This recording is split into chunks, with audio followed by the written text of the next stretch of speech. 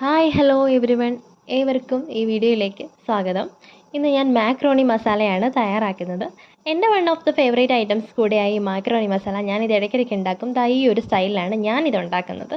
പെട്ടെന്ന് തയ്യാറാക്കുകയും ചെയ്യാം, അതുപോലെ തന്നെ ടേസ്റ്റിയുമാണ്. അപ്പോൾ എങ്ങനെയാണ് ഞാനിത് തയ്യാറാക്കുന്നത് നോക്കിയാലോ. അപ്പോൾ ഈ മാക്രോണീസ് എടുത്ത് വെച്ചിട്ടുണ്ട്. പിന്നെ സവാള, തക്കാളി, ഇഞ്ചി, വെളുത്തുള്ളിയും പച്ചമുളകുമാണ് ഇതിനായിട്ട് ആവശ്യം. ഓക്കെ, ഇനി ഞാൻ കുറച്ച് ബോയിൽ ചെയ്യാൻ വേണ്ടിയിട്ട് വെള്ളം വെച്ചിട്ടുണ്ട്. ഇതിലേക്ക് ഓയിലും അതുപോലെ തന്നെ കുറച്ച് ഉപ്പും കൂടെ ചേർത്ത് കൊടുക്കാം. ഉപ്പ് നീരാണ് ഞാനിവിടെ ചേർത്ത് കൊടുക്കുന്നത്.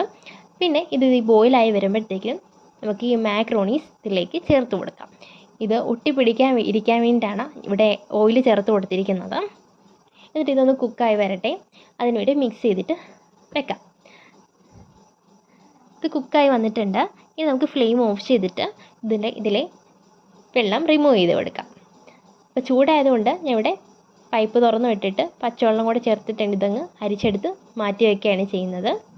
ഇനി നമുക്കിതിനകത്തുള്ള മസാല തയ്യാറാക്കാനായിട്ട് പാൻ അടുപ്പത്ത് വെച്ചിട്ടുണ്ട്. പാൻ ചൂടാകുമ്പോഴത്തേക്കിനും എണ്ണ ഒഴിച്ച് കൊടുക്കാം. എണ്ണയ്ക്കകത്തേക്ക് നമുക്ക് ഈ ഇഞ്ചി, വെളുത്തുള്ളി, പച്ചമുളക് ചേർത്തൊന്ന് സോട്ട് ചെയ്ത് കൊടുക്കാം. എന്നിട്ട് ഇതൊന്ന് വാടി വരുമ്പോഴത്തേക്കിനും സവാളയും കൂടെ ചേർത്ത് നന്നായിട്ടൊന്ന് വഴറ്റിയെടുക്കാം. പെട്ടെന്ന് വഴന്ന് വരാൻ വേണ്ടിയിട്ട് കുറച്ച് ഉപ്പ് കൂടെ ഇതിലേക്ക് ചേർത്ത് കൊടുക്കുന്നുണ്ട്. എന്നിട്ട് ഈ സവാള ഒന്ന് വാടി വരുമ്പോഴത്തേക്കിനും തക്കാളി ആഡ് ചെയ്ത് നന്നായിട്ടൊന്ന് രണ്ടും കൂടെ വഴറ്റിയെടുക്കുക.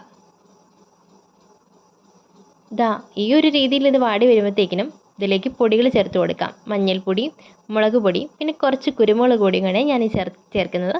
ഈ പൊടികളുടെ പച്ചമണം മാറുന്ന വരെ നമുക്കൊന്ന് മിക്സ് ചെയ്ത് കൊടുക്കാം. ഈ ടൈമിൽ ഉപ്പ് വേണമെങ്കിൽ ആവശ്യത്തിന് ഉപ്പ് കൂടെ ചേർത്ത് കൊടുക്കാം. അതുപോലെ തന്നെ ഈ ടൈമിൽ തന്നെ സോസ് ഉണ്ടെങ്കിൽ സോസ് കൂടെ ചേർത്ത് കൊടുക്കാം. ഞാനിവിടെ സോസ് ചേർക്കുന്നില്ല.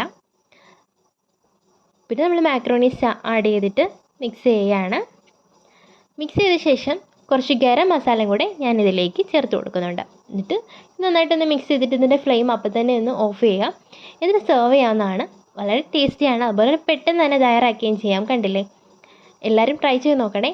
വീഡിയോ ഇഷ്ടപ്പെട്ടെങ്കിൽ like, share and subscribe. Thanks for watching.